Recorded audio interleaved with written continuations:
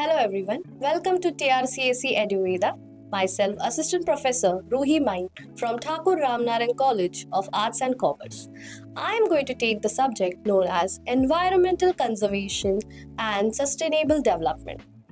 इस मॉड्यूल में तुम्हारे दो पार्ट्स हैं, जैसे कि फर्स्ट है एनवायरमेंटल इश्यूज एंड मैनेजमेंट और दूसरा है एनवायरमेंटल कंजर्वेशन। सो आज हम सिर्फ मॉड्यूल 1 देखने वाले हैं और उसमें से एक छोटा सा पार्ट आज हम कवर करने वाले हैं जिसका नाम है पॉल्यूशन और global warming. So let's start. Okay, pollution क्या होता है? अनडिजायरेबल चेंज, जो अपना एयर पोल्यूशन हो गया, वाटर पोल्यूशन हो गया या लैंड पोल्यूशन हो गया, उसमें कुछ मिलावट हो जाती है तो हम उसको बोल सकते हैं पोल्यूशन। ओके, अभी उसके टाइप्स देखते हैं। सबसे पहला टाइप है एयर पोल्यूशन। एयर पोल्यूशन कैसे हो रहा है? जैसे कि कोई व्हीकल से एफ्लुएंस हो गया, इंडस्ट्रीज से वेस्ट बाहर आ रहा है, तो ये हमारे एयर के साथ मिल सकता है और इससे हमें ब्रीदिंग प्रॉब्लम्स हो सकती है, रेस्पिरेटरी प्रॉब्लम्स हो सकती है, which will create a problem for us in the future. Yes, the second one is water pollution. Water pollution मतलब हमारे पानी में या फिर ओशन या सी या जो भी वाटर बॉडीज है उसमें अगर कोई टॉक्सिक आइटम मिक्स हो जाता है तो हम उसको बोल सकते हैं वाटर पोल्यूशन। इससे क्या हो सकता है, हमारे जो एक्वेटिक लाइफ है वो हार्म हो सकते हैं। अगर हमने वो कंज्यूम किया वाटर तो वो हमें भी प्रॉब्लम क्रिएट कर सकता है, हमें हेल्थ प्रॉब्लम्स हो सकती है। So this was the second one. Third one is the soil pollution. Soil pollution मतलब जो सॉलिड वेस्ट है जो हमारे सॉइल के साथ मिक्स होता है और सॉइल फर्टिलिटी कम कर लेता है, उससे हम बोलते हैं soil pollution. The next one is noise pollution. Noise pollution तुम सबको पता है कैसे क्रिएट होता है वो, जैसे कि हम बिजी स्ट्रीट पे बहुत सारा हॉकिंग हो रहा है, ट्रैफिक है, इंडस्ट्रीज का आवाज है, इससे बहुत ज़्यादा नॉइज़ में हमें सुनने में दिक्कत हो सकती है। कितने लोगों को तो हियरिंग डिसेबिलिटी हो जाता है बिकॉज बहुत सारा नॉइज़ होता है आजू बाजू। So this is also one of the pollution. Next one, thermal pollution. Thermal pollution मतलब जैसे कि कोई we can say hot water है, okay, that is getting mixed with the marine life, okay, which is creating a problem to the aquatic life, the sea में जो we can say the animals are there, ये सब रहते हैं उसमें, तो उनके साथ जब वो मिक्स होता है तो उससे प्रॉब्लम हो सकती है। यस, नेक्स्ट अपना है radio active pollution. Radio active pollution मतलब जैसे कि कोई एक्सीडेंट्स हो रहा है या प्रॉपर डिस्पोजल नहीं होता है कोई चीज़ों का, तो हम उसको बोल सकते हैं रेडियो एक्टिव पोल्यूशन। यस, अभी हम बात करेंगे ग्लोबल वार्मिंग की, ग्लोबल वार्मिंग और ओजोन लेयर डिप्लीशन की।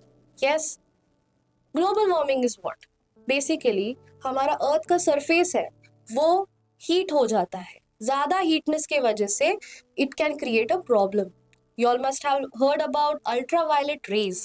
अभी जैसे हम सनस्क्रीन लगाते हैं बाहर जाने से पहले, तो हम सनस्क्रीन क्यों लगाते हैं? क्योंकि हमें जो सन के रेज है वो डायरेक्ट टच होने से हमें प्रॉब्लम हो सकता है, इसके लिए हम सनस्क्रीन लगाते हैं। वैसे ही हमारे अर्थ का सनस्क्रीन है, that is the ozone layer. Okay, so we are suppose to protect the ozone layer. ये ओजोन लेयर होता है स्ट्रेटोस्फियर में और वो ओजोन लेयर हमें ये यूवी रेडिएशन से बचाता है।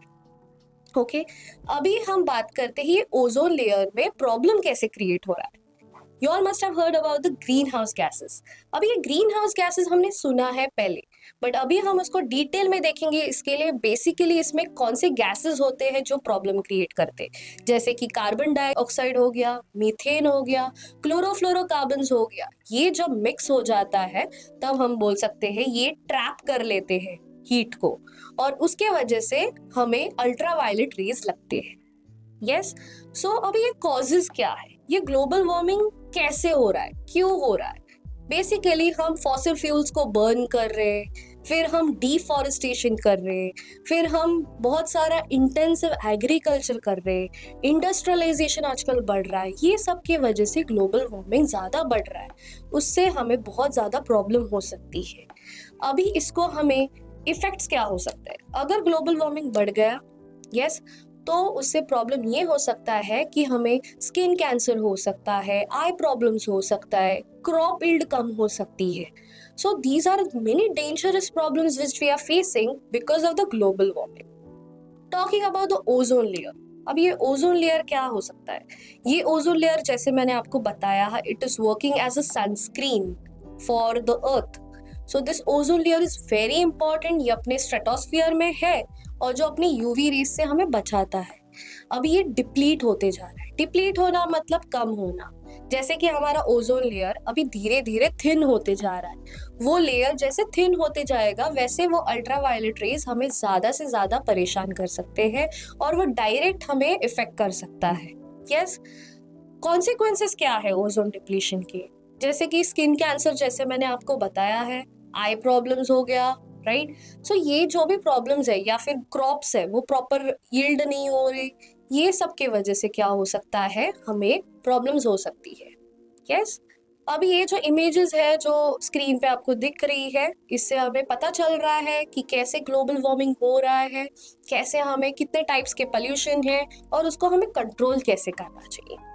अभी इतने हम पोल्यूशन के बारे में बात किया, ग्लोबल वार्मिंग के बारे में बात किया, हमने ओजोन लेयर के बारे में बात किया और वो कैसे डिप्लीट हो रहा है वो भी हमने बात किया.